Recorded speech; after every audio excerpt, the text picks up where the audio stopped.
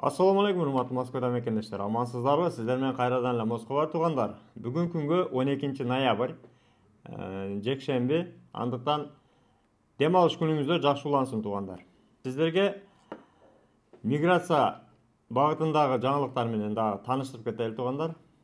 Туугандар, эгерде биздин каналда биринчи болсоңуздар, анда сөзсүз подписацияны басып катталып кетиңиздер. Андан сырткары биздин видеолорго лайк бассаңыздар, биздин чыгарыштар күндө чыгып турат. Миграция жаңылыктары дайым биздин каналда биринчилерден болуп угасыздар.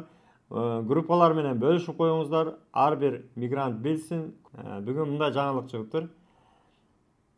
Экономика кадрлардын жетишсиздигине дуушар болууда дейт. Бул Россиянын экономикасы жөнүндө сөз болуп атат. Эмнеге мигранттар абалды оңдобойт? Бул жерде сиздерге кыска окуп кетейин. Тула облусу жүргүнчүлөрдү ташуу, чекене соода жана коомдук тамактануу жайларында мигранттарды жалдоону чектейт экен. Бул дегени 2024 жылдан баштап Тулада ошол жүргүнчүлөрдү ташуу дегени бул таксисттер, чекене соода дегени бул баягы дүкөндөрдө иштеген кассирлер, андан сырткары коомдук тамактануу жайларында бул баягы эле Точка и Вкусно, KFC, Макдональдс ошолорго окшогон тамактанчу жайларда, кафе, ресторандарда мигранттарды жумушка албайт экен. Бул Туладагы болгон жаңылык. Федералдык мыйзам региондук бийликтерге эмгек рыногунун өзгөчөлүктөрүн эске алуу менен мигранттарды жумушка алууну чектөөгө мүмкүндүк берет дейт.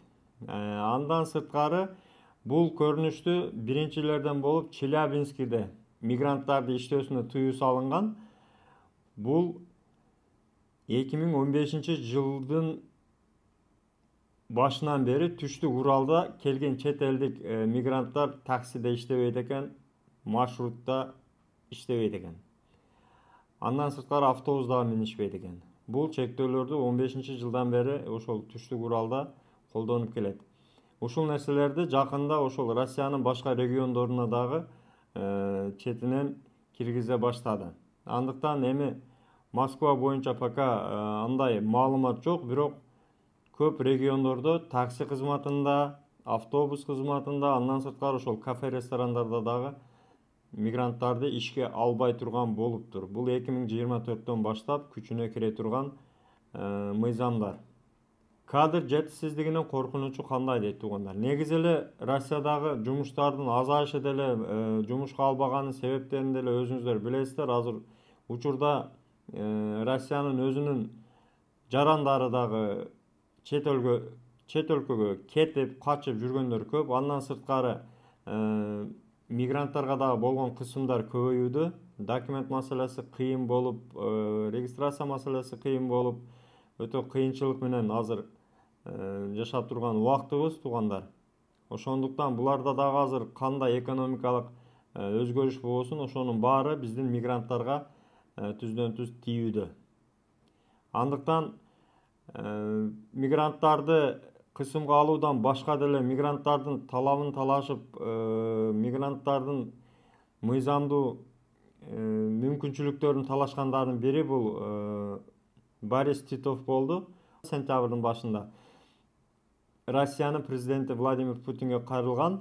Ал боюнча мигранттарды биздин Азиядан гана эмес, мына Кореядан, Кытайдан, ошол жакынкы Түштүк Чыгыш Азиядан мигранттарды колдонсок деген сунуштарды киргизген. Ошого карабастан туугандар, азыр эми жумушчу орундар бош калууда. Кантсе дагы мисалы Москвада бул чектөөдөр пока болбосо керек, себеби бул жерде өндүрүштүн көлөмү өтө чоң. Андыктан баары бир ошол биздин мигранттардын жумушуну, күчүнү сөзсүз колдонот деген ишеничтебиз. Андыктан туугандар, жаңылыктар ушундай. Колдон келсе ошол иштерди, жумуштарды караштырганча эске алыңыздар. Айрыкча таксисттер, шофёрлор мүмкүн болсо ошол өзүбүздүн Кыргызстанга деле ошондой кадрлар азыр жетишсиз. Бизде деле иш орундары ачылып калган. Андыктан негизи эле Кыргызстанда дагы иштесе болчудай. Бүтін жерде аман болуңуздар, денсаулықта жүрүңүздөр туугандар. Бөөдө кырсыктан Аллахым сактасын, өзүңүздөргө сак болуңуздар, документке так болуңуздар. Чегара маселеси боюнча баягы эле Мухиддинге кайрылсаңыздар болот. Өздөрү до конца ишеничтүү алып келишет, жылуу жумшак жолдо жакшы барып келесиздер.